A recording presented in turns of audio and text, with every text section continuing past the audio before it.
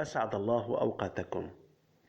إحساسك إنك مش سعيد ومبسوط ومزاجك متقلب، يا ترى الغذاء له علاقة بيه؟ يا ترى خوفك من المرض وإنك فعلا تمرض الغذاء له علاقة بيه؟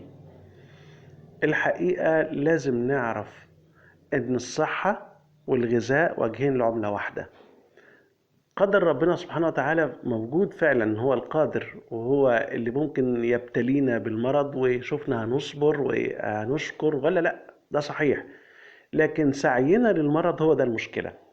عشان نقدر نفهم مجموعة الأسئلة دي، تعالوا مع بعض نعرف علاقة الإنسان بالغذاء. علاقة الإنسان بالغذاء موجودة قبل وجود الإنسان. تخيل ربنا سبحانه وتعالى لما خلق الأرض قدر فيها أقواتها، قوتك وقوت الحيوان وقوت كل الدواب اللي موجودة. لكن إحنا اللي بنخالف. حضرتك نطفة جاية من إنسان تم تغذيته، وتكونت الخلايا النطفة دي من العناصر الغذائية اللي تناولها صاحب النطفة.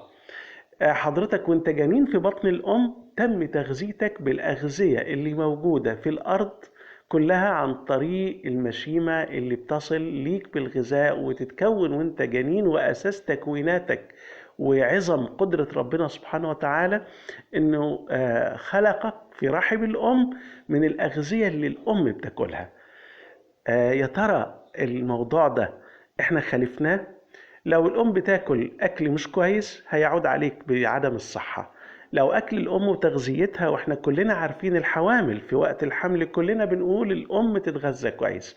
لو نزلت طفل سليم بدنيا عندك كل أجهزتك كاملة، هنا بقى ممكن تكمل على الخطوة دي الاستفادة من القوت اللي ربنا قدره ليك في الأرض بصورة جيدة. ولكن ممكن كمان تهمل ده وتتعرض بإيدك وفكر أهلك اللي بيربوك لمساوئ كتير جدا صحية أساسها الغذاء الغير سليم. طيب يعني ربنا لما قدر في الأرض الأقوات كما هي: حبوب كاملة، موالح وثمار فاكهة متنوعة، وخضروات وجمال في ألوانها وأطعمها. الحقيقة إن كل طعم موجود لكل صنف غذائي ناتج من مكونات الصنف ده. كل الأغذية فيها عناصر كتيرة جدا الإنسان قدر يعرفها، وعناصر تانية الإنسان إلى الآن لم يكتشفها، لكن في الإجمالا كلها بتكون جسم الإنسان وصحته. لو أنا عايز أقاوم أمراض، أيوة ممكن جدا أقاوم أمراضي باللجوء للأغذية اللي ربنا قدرها ليا أكلها بصورة صحية.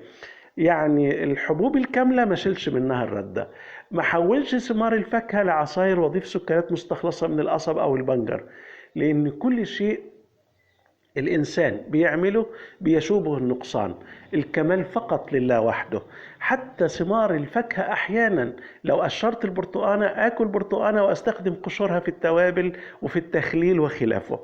أستخدم البكتين اللي موجود فيها، اللي موجود في الموالح كلها، أحطها في الأدوية أو صناعات الأدوية اللي الإنسان بيحتاج إلى أدوية طبيعية ليست كيماوية تصلح شيء وتفسد أشياء. لكن عايز اتكلم الانسان ممكن يعمل ايه ويسبب مرضه ومن غير ما يشعر ويلقي اللوم على الوضع اللي هو فيه. تعالوا نعد مع بعض كده. احيانا الطفل لما بيتولد بنلجأ لتقليل كمية البان الام، سواء لان اللبن فعلا قليل نتيجة تغذية الام السيئة، او إن من وجهة نظرها خوف على صحة الام، وان اللبن ده هو عماد الصحة والبناء السليم للاطفال.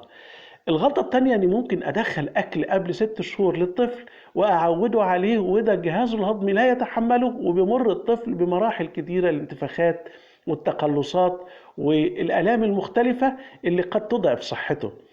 او ممكن اعرضه الى مصنعات غذائية كتيرة قوي، الحاجات اللي بتيجي من المحلات سكرياتها عالية وغنية بألوان وأطعم وروايح صناعية، وانا بأتلف كبده من هو طفل صغير.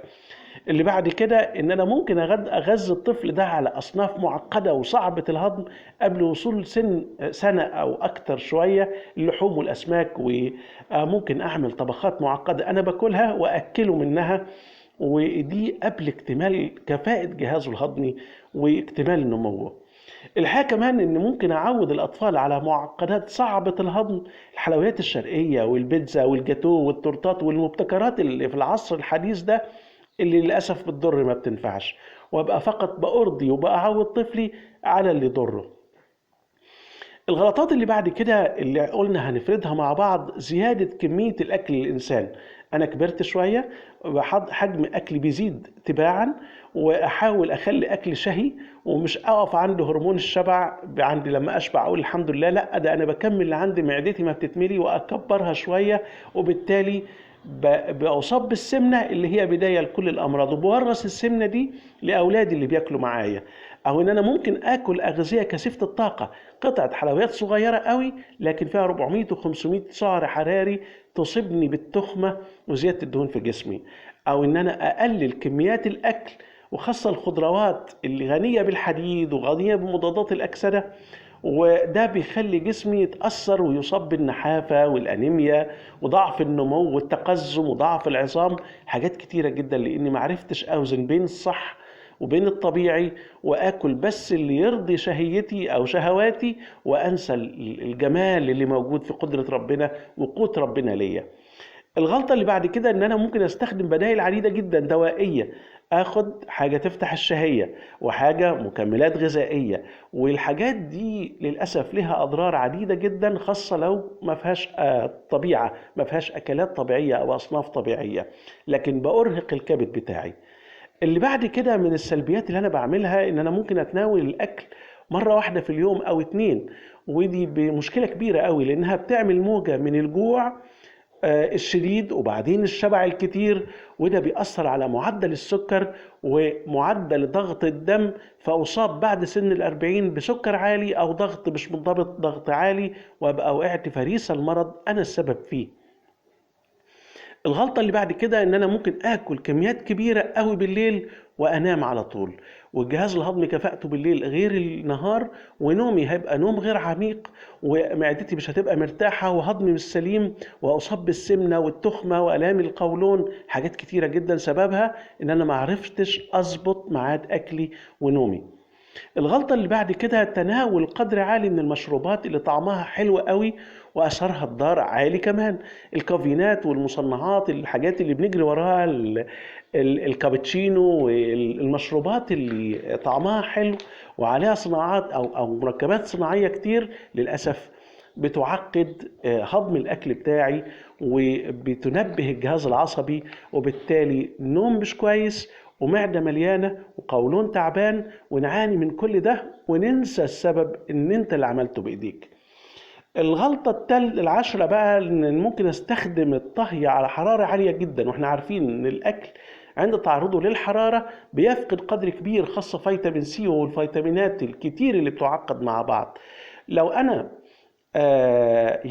اقلل قيمة غذائية بان انا احاول استخدم الطهي باساليب صحية، الشوي مثلا، او ابتكر اساليب تساعد على يعني ايه، بدل ما استخدم حلل بخار واعمل التحمير والقلي واحط دهون مهدرجه كتير على الاكل بتاعي ويبقى الاكل سيء وضار، طب ما انا ممكن استخدم الشوي، لانه افضل نظام نقول للطهي، وبالذات لما يكون شهي كده، شهي وعملت عمليه تتبيله للحوم بتاعتي والاسماك، وبقت فيها قدر عالي من التوابل والميه منتشره فيها، ولما احطها على النار السوائل اللي جوه دي هي اللي بتعمل عمليه انضاج للاكل بتاعي، ويبقى الطعم حلو، واشوي معاه خضروات، بهتم بيه الذوق الاكل، وكمان جودة القيمة الغذائية للأكل. عايز أقول لك إن مهم جدا أهتم إن أنا أشرب إيه قبل الأكل. لازم يبقى فيه مية، لازم إن أنا أستخدم ليمون على الأكل بتاعي، لازم لما أكل لحوم يبقى فيه بقدونس جوه الوجبة بتاعتي، لازم الفاكهة بتاعتي تبقى ثمرة فاكهة قبل الغداء بربع ساعة أو تلت ساعة عشان أظبط قلوية الدم، ولازم أتعلم إن أنا لما أكل ما أشربش كافيينات اللي هي الشاي والقهوة اللي بعد الأكل والمياه الغازية والكلام ده، لأنها بتربط العناصر المهمة لجسمي، وبخسر القيمة دي للأسف. طب لو عندي الامراض، حتى لو عندي الامراض، ربنا سبحانه وتعالى جعل لي اغذيه تساهم في اشفائي، اهمها الالبان، التمر، الزيتون وزيت الزيتون، العسل النحل اللي فيه شفاء من كل داء. كل الكلام ده أسس داعمة مقدرة من الله سبحانه وتعالى. أضبط أكلي كما وكيفا حتى